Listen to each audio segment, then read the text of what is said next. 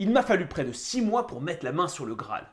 Et ce Graal, vous vous en doutez bien puisque vous avez lu le titre de la vidéo, eh bien c'est le Pixelbook Go, le dernier né conçu par Google. Ce que je peux vous dire d'abord sur ce modèle, eh bien c'est qu'il se distingue vraiment de la concurrence et des constructeurs traditionnels du marché des Chromebooks. Alors petit rappel rapide, le Pixelbook Go a été annoncé lors de l'événement Made by Google 2019. Le modèle est sorti auprès du grand public aux États-Unis fin octobre 2019 et dans d'autres pays dont le Royaume-Uni, mais pas la France. Cela dit, il est prévu en théorie pour le marché de l'entreprise en France. Dans tous les cas, et avant que ça arrive, voici mes retours sur le Pixelbook Go en pleine période de confinement. Let's go!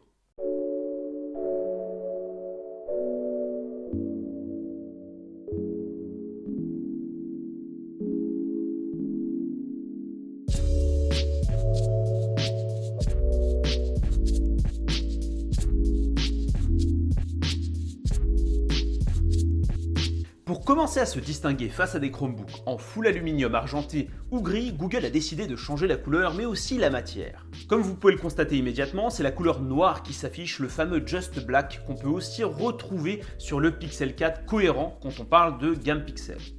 Puisque nous sommes sur un produit made by Google, on décide de retirer Chrome et d'afficher la suprématie Google avec le fameux logo G.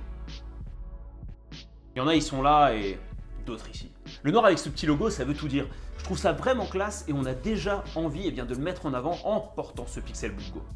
Concernant la matière extérieure, nous allons être sur de l'alliage magnésium qui va apporter pas mal d'avantages. La légèreté et un meilleur rapport résistance-poids par rapport à de l'aluminium. C'est aussi un meilleur dissipateur de chaleur. Personnellement au toucher, c'est très doux, c'est super agréable, on est dans cet esprit de surface mat. En dessous, nous pouvons apercevoir des sortes de rainures complétées de freins qui vont permettre de mieux accrocher le Chromebook sur une surface. Pour ouvrir l'écran, rien de plus simple, car vous pourrez vous y prendre à une seule main ou même un seul doigt. En effet, grâce aux freins présents aux deux extrémités de la surface et qui occupent la quasi-totalité de la longueur du device, vous pourrez facilement ouvrir votre Chromebook. Ce qui n'est pas forcément le cas avec les autres modèles qui vont avoir tendance à bouger. Donc ouverture facile pour une belle surprise au niveau de l'écran. Celui-ci n'est pas aussi borderless que le Asus Chromebook Flip C434 et le futur Asus Chromebook Flip C436. Par contre, on va avoir des réductions latérales intéressantes et une autre réduction par le bas puisque Google a décidé de sortir le logo pour le mettre juste au-dessus du clavier. Le Pixelbook Go propose un écran LCD 13,3 pouces Full HD tactile. L'écran dans son ensemble est propre et n'a rien d'exceptionnel avec une définition d'image de 1920 par 1080. Normalement, une version 4K du Pixelbook Go est disponible pour le grand public.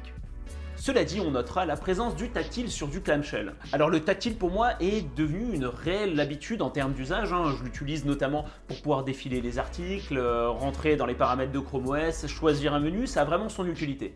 On descend plus bas et c'est là où nous retrouvons la dénomination Pixelbook s'afficher, à savoir juste au-dessus du clavier. Une position qui est inhabituelle par rapport aux autres Chromebooks du marché, mais par contre je ne sais pas pourquoi Google a choisi uniquement d'inscrire Pixelbook et de ne pas rajouter le Go. Je pense qu'il est très important de pouvoir bien identifier les modèles, notamment pour ceux qui ne connaissent pas les Chromebooks, même si finalement ce modèle se distingue par son design. Passons maintenant au clavier qui est quand même exceptionnel. Déjà celui-ci est AZERTY et donc destiné au marché français. Ensuite, nous avons des touches noires. Google joue la carte de la continuité avec la couleur du modèle, mais ce qui est aussi sympa, c'est de voir des lettres avec une police d'écriture différente. C'est la police d'écriture utilisée par Google. C'est un petit détail qui participe à rendre ce produit assez unique. Mais ce clavier apporte quand même quelque chose de très différenciant, c'est la réduction de bruit. En effet, lorsque vous tapotez dessus, le bruit va plutôt tendre vers le grave quand les claviers classiques vont tendre vers les aigus. Ainsi, lorsqu'on écrit, c'est très agréable à l'oreille et peut-être plus approprié pour des travaux nocturnes ou pour des environnements calmes. Le clavier est rétroéclairé, mais il l'est au niveau des caractères et non autour des touches. Assez classe je trouve. Dernière chose, et puisque nous sommes sur un Chromebook made by Google, on retrouve une touche dédiée Google Assistant comme sur la Pixel Slate qui vous permet d'activer directement l'assistant Google. Si vous souhaitez découvrir la Google Pixel Slate, n'hésitez pas à regarder ma vidéo test sur la chaîne. Au niveau du pavé tactile, nous sommes sur un verre qui apporte de la douceur comme sur mon Acer Chromebook Spin 13. Par contre, on entend bien le clic et c'est un petit point négatif si on doit être discret comme pour le clavier. Tout à l'heure, nous parlions de la matière qui rendait le Chromebook plus léger, et effectivement, ça n'a rien à voir avec mon Acer Chromebook Spin 13, on est sur un poids d'environ 1 kg, et on sent vraiment la différence à la main. Mon Acer Chromebook Spin 13, que j'adore, va devoir faire une petite cure d'amincissement. Le Pixelbook Go offre peu de connectiques, nous avons 2 ports USB Type C et un port jack. On est plutôt sur du léger, il va falloir investir dans un adaptateur si on souhaite profiter de ports USB de type A ou bien de lecteurs de carte micro SD. Pour allumer ou éteindre le Chromebook ou bien augmenter ou réduire le volume, il faudra absolument passer par le clavier. Le modèle que je teste actuellement embarque un processeur Intel Core i5 de 8ème génération, 8 Go de RAM et un disque dur SSD de 128 Go. Que dire de cette machine en Intel Core i5 ? Eh bien qu'elle fait magnifiquement bien son boulot. Pour mes usages au quotidien, à savoir rédiger des articles sur Chromebook Live et travailler avec mes collègues, c'est forcément très agréable, surtout avec ce clavier discret qui favorise la productivité. Par contre, j'ai pris l'habitude de travailler sur du 3,5 en ratio d'écran, du coup c'est assez bizarre de revenir sur du 16/9. Dans le cadre du travail, j'ai tout de même toujours une petite préférence pour le ratio 3,5. Autrement, pour regarder des vidéos sur YouTube et sur Netflix, en ce moment je regarde Vikings, une énième série que je vous conseille, c'est très très bon. La qualité de l'image reste propre en Full HD et surtout ce Pixelbook Go propose un rendu sonore assez exceptionnel et meilleur que tous mes précédents tests avec ses sorties son situées sur les extrémités du clavier. Je vous laisse découvrir ça.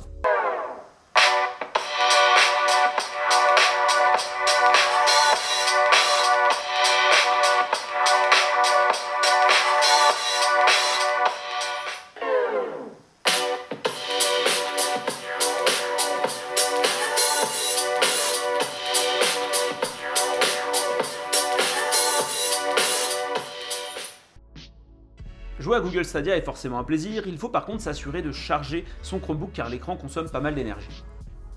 Je joue actuellement à The Division 2 qui a été proposé à 9,90€, jeu d'action RPG à la troisième personne où vous devez rétablir l'ordre à Washington en pleine pandémie.